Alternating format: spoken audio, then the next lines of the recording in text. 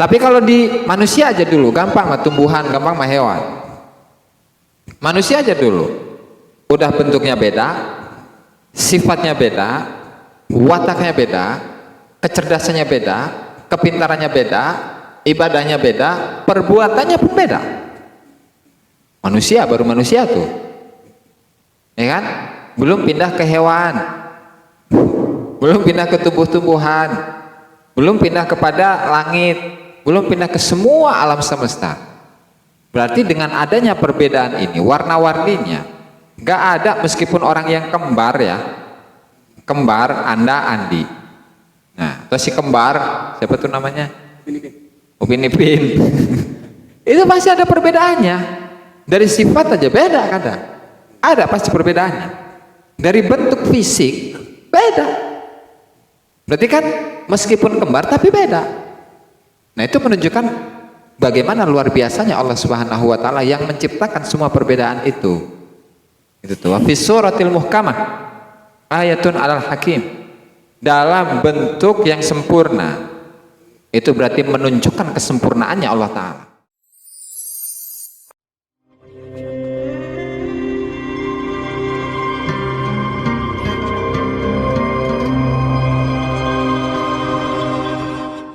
Assalamualaikum warahmatullahi wabarakatuh. Waalaikumsalam warahmatullahi. Bismillahirrahmanirrahim. Para pemirsa, para hadirin yang dimuliakan Allah Ta'ala, mari kita lanjutkan pengajian kitab Futuhul Ghaib karya Tuan Syekh Abdul Qadir Al-Jilani rahimahullahu ta'ala, dan kita sampai pada bab yang ke-74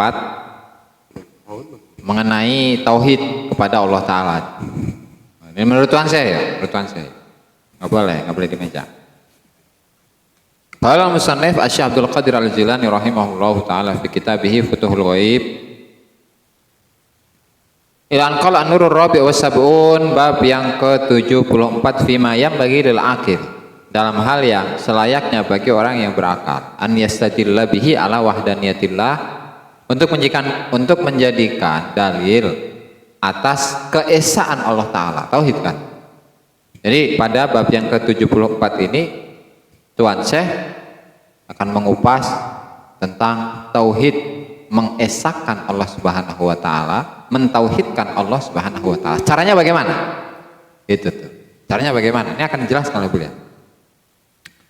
Kata Tuan Syekh rahimahullahu ta'ala, awwalu ma yaqdurul aqilu fi sifati nafsihi wa tarkibihi. Pertama yang dilihat, yang diintrospeksi oleh manusia, orang yang berakal. Kalau merasa orang-orang yang berakal nih, yang dia lihat itu bukan siapa-siapa dulu, tapi sifat dirinya, sifat nafsunya itu seperti apa?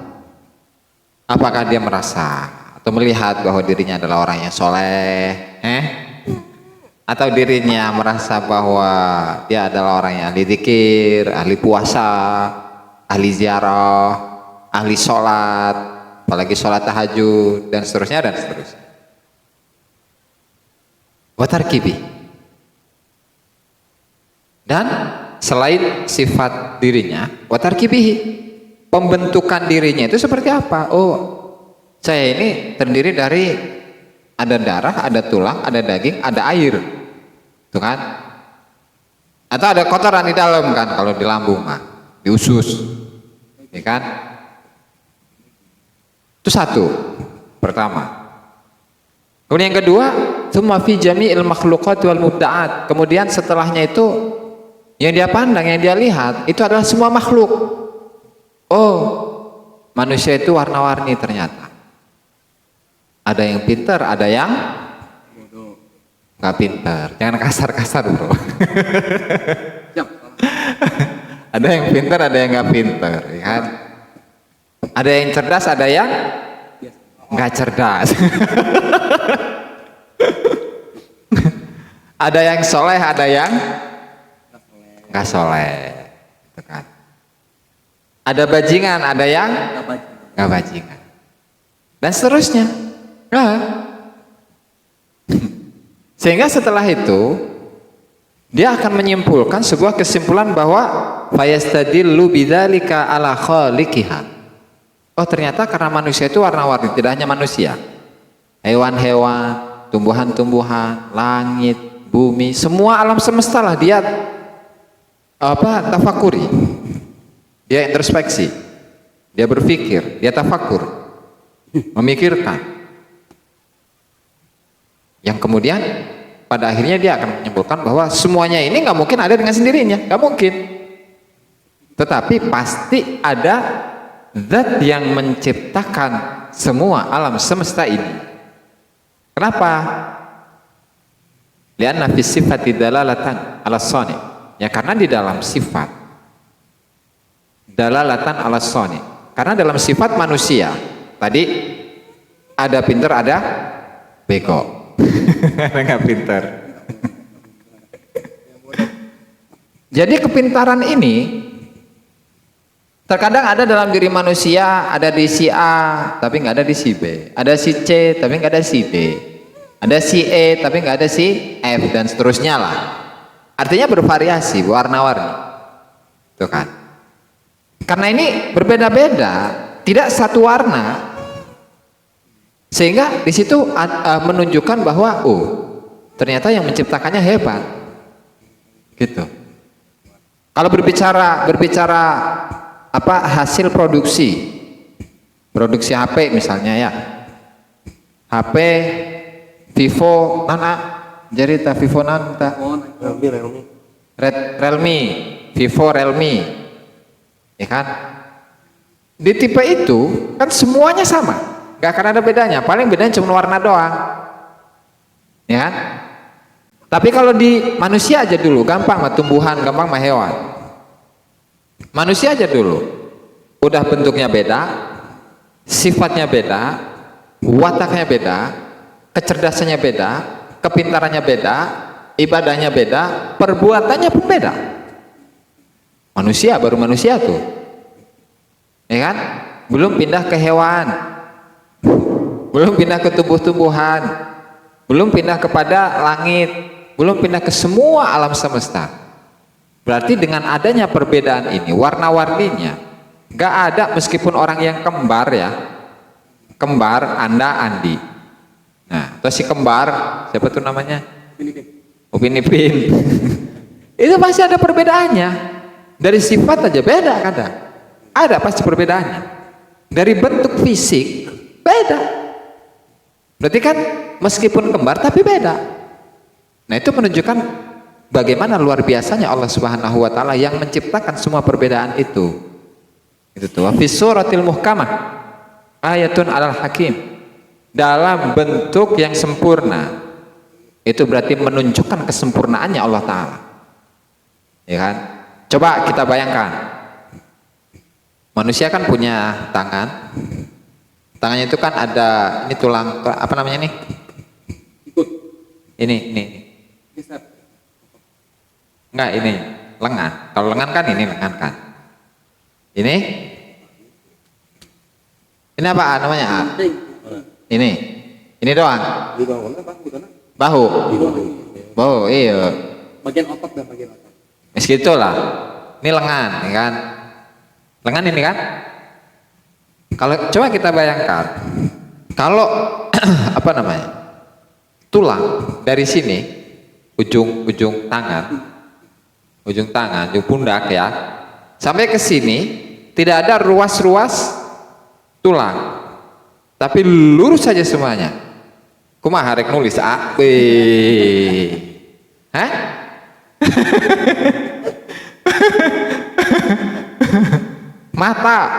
Mata kalau nggak bisa kedip, ya kan? Kumaha eta kieu bae. Iya yo, dang robot he. Kieu bae. Atau ini leher kalau nggak elastis, pasti gini A B. Dang robotnya, ya kan? Kuping kalau telinga kalau tulangnya itu tulang keras, gimana itu? Diginiin kayak patah nanti. Tapi karena tadi kesempurnaannya Allah Subhanahu wa taala dalam menciptakan makhluk-makhluknya, sehingga makhluk ini Hingga makhluk ini, makhluk dengan bentuk yang sempurna ini, Lintas pengajian. Kandel kaos nak. Mun bangun. Oh, nyaman. tuh ada gitu, ikut gitu. Mau. Ya udah, nggak usah nangis. Saya mau sih. Dengan bentuk yang udah, nggak usah nangis. Manusia yang bentuknya yang sempurna ini berarti itu menunjukkan bahwa yang menciptakannya adalah yang maha sempurna. Sehingga di situ menunjukkan bahwa manusia harus mentauhidkan Allah Subhanahu wa taala. Karena fa innal asya'a kullaha mawjudatun bihi. Ya, karena segala sesuatu yang ada di alam semesta ini mawjudatun itu diwujudkan oleh Allah taala bihi, oleh Allah. Wa minhu, dan dari Allah. Wa fi ma'na dzalika ma dzukira an Ibnu Abbas radhiyallahu taala anhuma fi tafsiri qoulihi ta'ala, dan penjelasan dari yang telah disebutkan tadi itu bersumber dari sebuah pernyataan dari Imam Abdullah ibnu Abbas, salah seorang sahabat Nabi Shallallahu Alaihi Wasallam, dalam menafsirkan firman Allah Taala, wa sakhkhara lakum ma fis samawati wa ma fil ardi jami'an minhu, di mana Allah Taala ini telah menundukkan segala sesuatu yang ada di langit, wa ma fil ardi, dan segala sesuatu yang ada di bumi, jami'an, semuanya tanpa terkecuali. Wa sakhkhara lakum, tapi minhu, dari Allah Subhanahu wa taala. Ay al-kullu minhu, semuanya dari Allah taala. Faqala, kemudian beliau mengatakan, fi kulli syai'in ismun min asma'i. Dalam segala sesuatu itu ada nama dari nama-namanya Allah taala. Kan nama dari Allah taala itu tidak hanya 99 yang dikenal dengan Asmaul Husna. Tetapi nama dari Allah Ta'ala itu semua nama yang menunjukkan atas kesempurnaan, maka itu adalah nama dari Allah Ta'ala. Nah, fi kulli syai'in, dalam segala sesuatu itu ada, katakanlah apa ya, cipratan dari asma'nya Allah Subhanahu wa taala. Kita ambil contoh seperti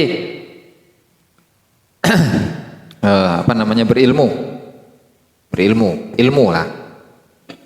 Allah Ta'ala memiliki salah satu sifat yang namanya Al-Alim. Di Asmaul Husna itu kan ada Al-Alim, yang maha berilmu.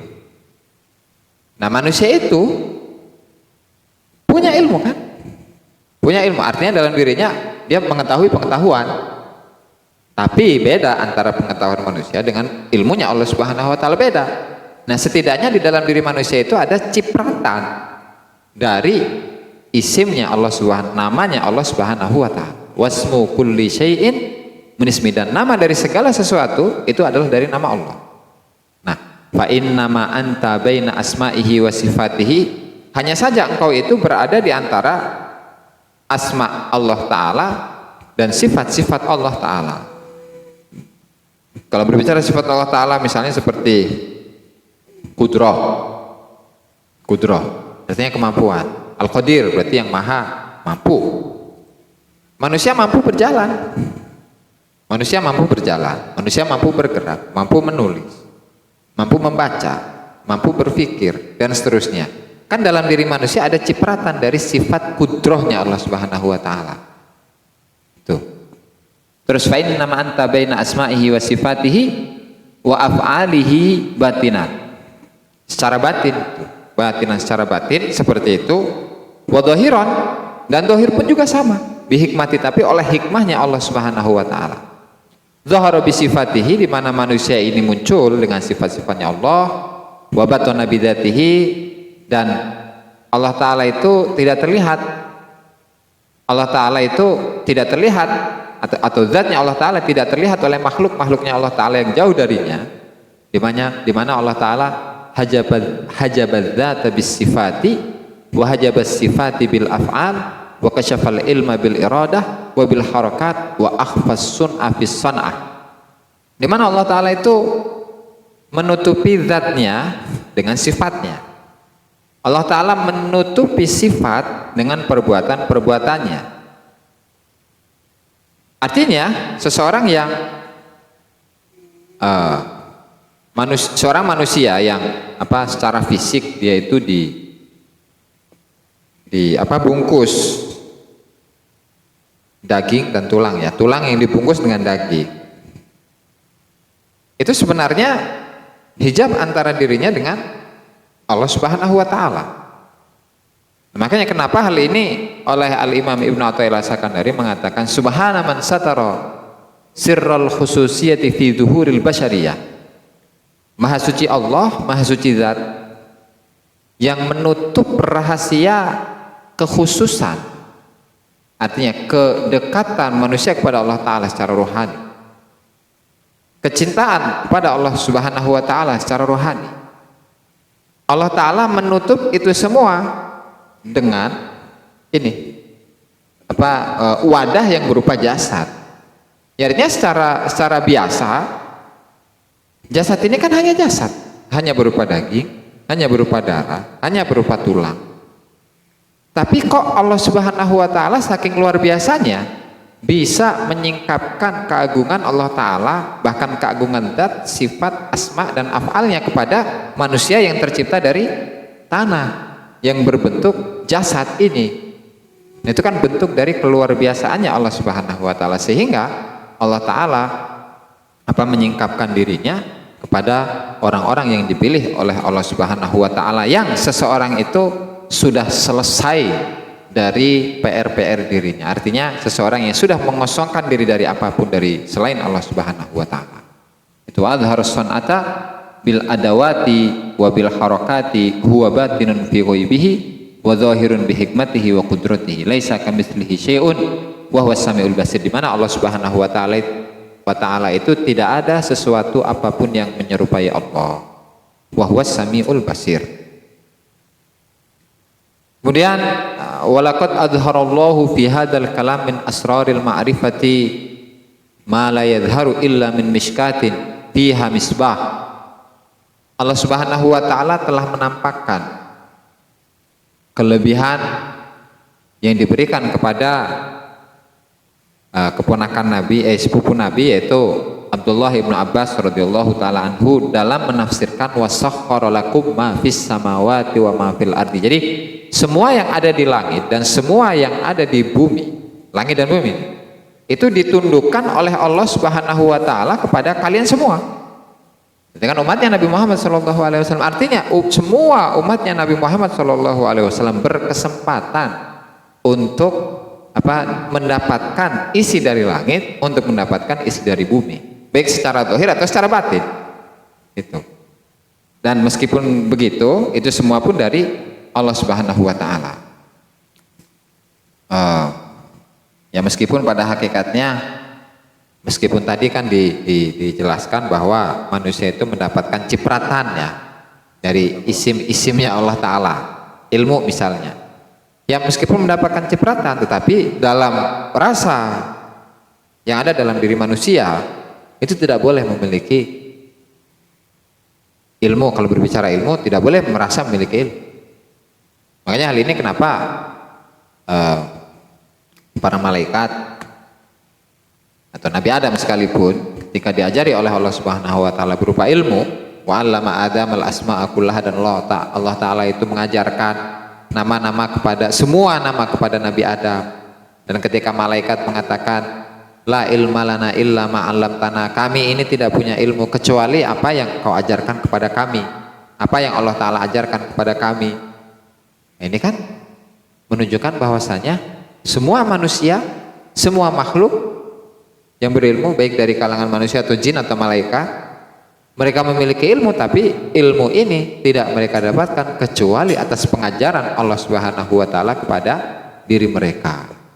Ini kan sebuah katakanlah istidlal atau istinbat yang bisa disimpulkan oleh Al-Imam Ibnu Abbas, sahabat Nabi Abdullah Ibnu Abbas, dalam memahami ayat ini. Dan itu merupakan hasil dari doa yang telah Rasulullah doakan kepada Abdullah bin Abbas, di mana Rasulullah mengatakan Allahumma faqihhu fiddin wa 'allimhu ta'wil. Ya Allah, berikanlah semoga engkau itu memberikan pemahaman yang mendalam, ilmu dan amal kepada Ibnu Abbas, wa 'allimhu takwil, dan semoga engkau mengajari Ibnu Abbas ini ilmu tentang takwil mengenai ayat-ayat Al-Qur'an, sehingga hal ini adalah salah satu bukti di mana Allah Subhanahu wa taala telah mengajari sahabat Nabi Abdullah bin Abbas dalam memahami ayat ini. Ana lanallahu ta'ala bi barakatihim wa hasyarana fi zumratihim. Amin. Semoga Allah taala memberikan kepada kita semua keberkahan mereka, para arifin, para ulama, para aulia, dan semoga Allah taala membangkitkan kita dalam golongan mereka. Amin ya robbal alamin.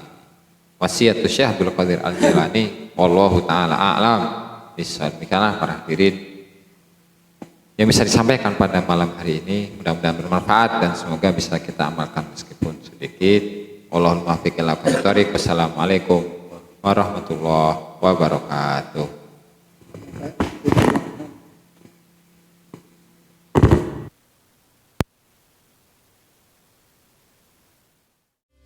Subscribe, like, dan komen di bawah ini. Nah, jika teman-teman ada unek-unek, ada pertanyaan dan lain sebagainya, silahkan tinggalkan pesan di kolom komentar di bawah ini. Terima kasih sebelumnya. Assalamualaikum warahmatullahi wabarakatuh.